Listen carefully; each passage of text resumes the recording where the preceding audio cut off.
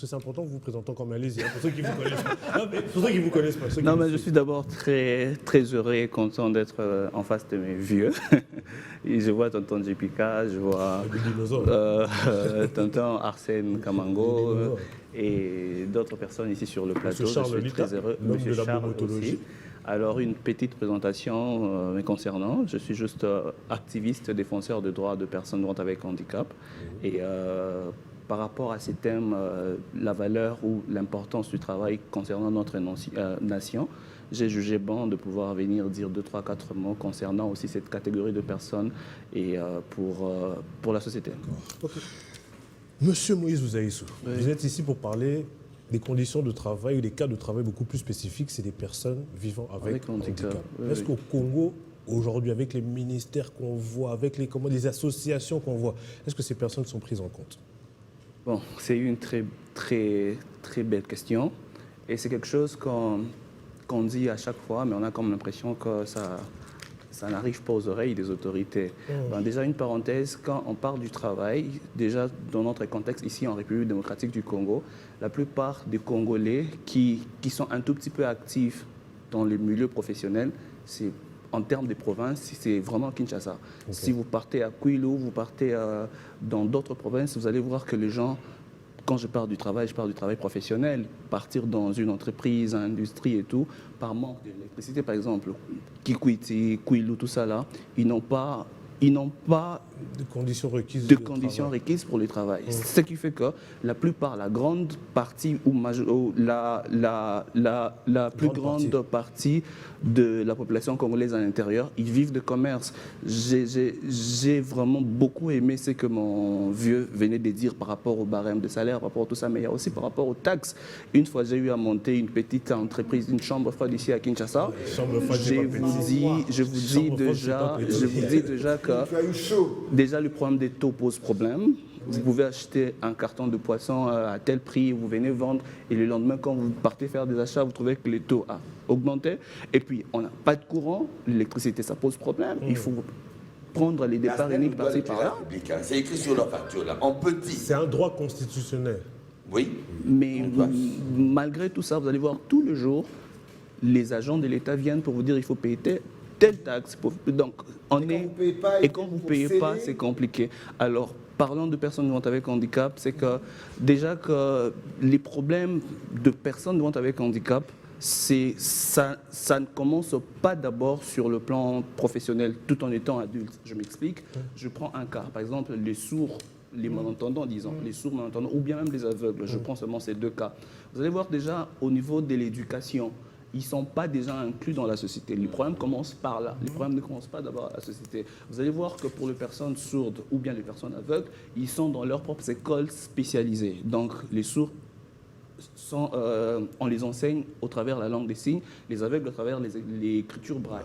Maintenant, par quel miracle, par quelle magie, vous voulez que lorsqu'ils vont finir les études, qu'ils rejoignent la société? Parce que la société, entendant ou voyant, déjà qu'il ne sait pas comment on utilise l'écriture braille, comment on utilise la langue des signes, et vous mettez cette personne face à une ressource humaine de personnes qui ont étudié normalement. C'est déjà une barrière. Le problème commence déjà là. C'est pour ça qu'on a toujours crié haut et fort qu'il y ait l'inclusion dans les systèmes éducatifs de personnes avec handicap ou bien d'une manière générale. Ailleurs, ça s'est fait déjà. Il y a des films sur Canal+, vous pouvez voir, il y a des sourds qui étudient dans une même salle avec les entendants. Mais non. Comme ces gens, actuellement, les chefs de l'État, en 2022, il a eu à promulguer la loi portant protection et promotion de personnes avec handicap. Alors, parmi les choses qu'il a vraiment martelé, c'est que les personnes avec handicap doivent avoir normalement un quota dans des entreprises publiques et représentativité, comme on dit. Voilà. Alors maintenant, on a un petit souci. Là, c'est une petite parenthèse que je vais ouvrir et fermer rapidement. C'est bien de mettre un ministère de personnes vivant avec handicap. J'aime. Mais on a comme l'impression que les problèmes de toutes les personnes vivant avec handicap, ça doit se résoudre là-bas. Alors que ce n'est pas ça. Ce sont des citoyens. Ils doivent se retrouver au ministère de Finances, ils doivent se retrouver au ministère de Budget, ils doivent se retrouver partout. Alors si on doit seulement le mettre dans un seul ministère, ils sont au nombre de combien? Sous d'autres cieux, les entreprises privées, par exemple, quand ils engagent personnes vont avec handicap, ça veut dire qu'on réduit directement les taxes et tout que l'entreprise devait payer, parce que l'entreprise ne doit pas aussi perdre. Quand on engage, on suppose qu'on doit le mettre dans des conditions requises. Par exemple, si on engage une personne qui a l'handicap physique, voilà, alors il faut peut-être faire des aménagements dans les bâtiments, par exemple. Qui n'existe même pas encore depuis que le Zaïre et Zaïre, on n'a aucun bâtiment, le Congo et Zaïre, on n'a aucun bâtiment avec des toilettes propres aux personnes vivant avec handicap. On n'a pas des marches avec des rampes pour aider les personnes vivant avec des handicaps moteurs. Donc déjà, c'est un problème sociétal.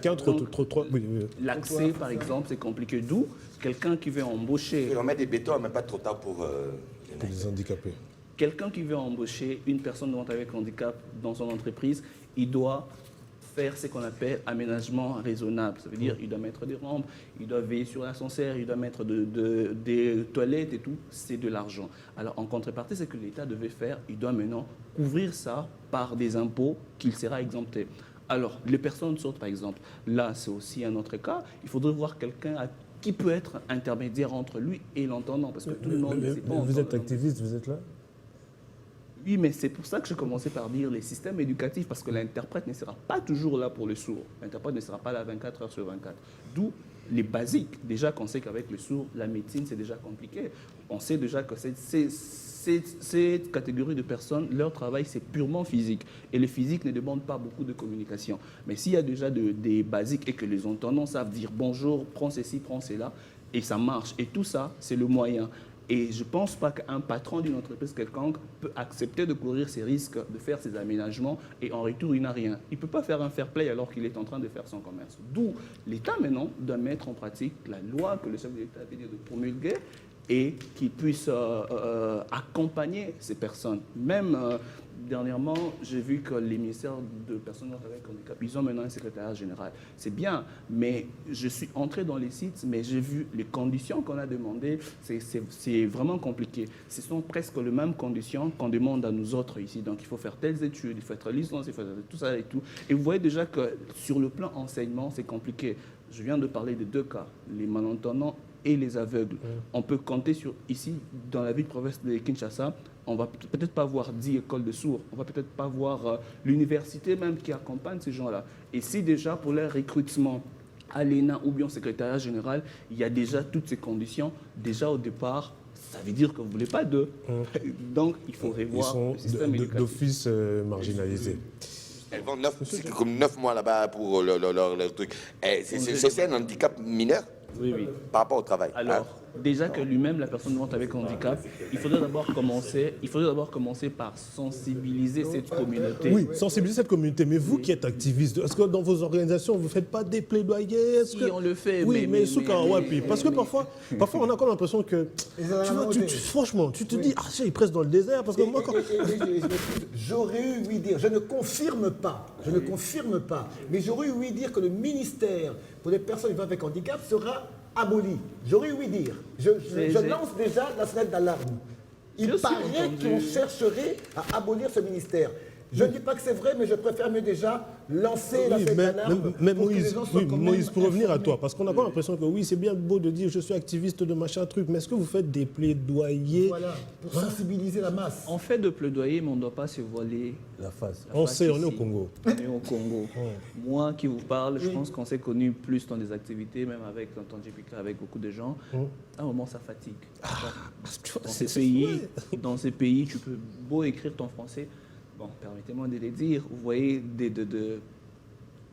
les détournements, par exemple, à Mikolo et à la page. Vous voyez, ce sont des gens qui viennent peut-être, on ne sait pas comment, après, paf, on sort l'argent. Mais vous allez voir un jeune qui a un projet et tout, il fait de tours et des tours, rien ne marche. Dans ces pays, je crois que quelqu'un venait de dire ici, on doit formater certaines et tout. Oui, donc, nous, en tout cas, on fait de notre mieux. On fait de l'être, on écrit aux autorités, on fait appel à la conscience, on attaque les médias plutôt, mais après, il n'y a pas un retour. Parce que aussi, on doit se dire, certains de nos responsables, lorsqu'ils ne trouvent pas leur intérêt, ils ne s'y mettent pas. Mais vous n'allez peut-être pas croire que beaucoup de nos autorités, ils ont des enfants, ils vont avec handicap chez eux à la maison. Oui, mais... Deux fois, ils les envoient à l'étranger. Voilà, c'est trop facile. Ils ne comprennent pas, c'est que cette catégorie des personnes vivent en réalité.